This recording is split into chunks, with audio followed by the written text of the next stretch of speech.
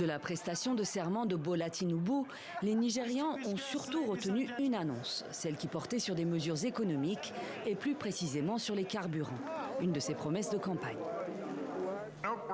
Aucune disposition ne prévoit de subventionner les carburants.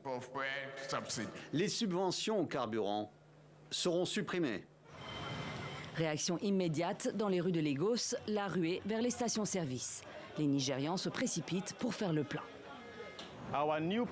Notre nouveau président, Bola Ahmed Tinubu, a déclaré dans son discours que les subventions ont été supprimées et qu'elles n'étaient plus prises en compte dans le budget 2023.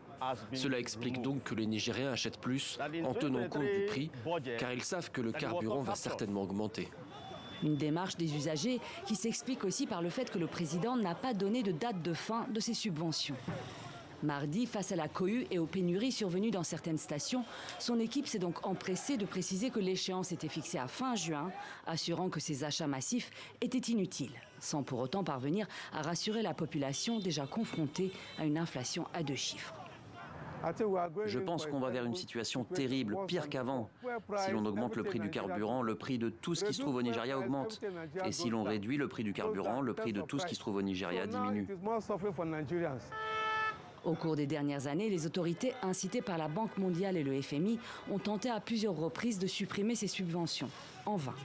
À chaque fois, elles ont dû faire machine arrière face à la colère de la population.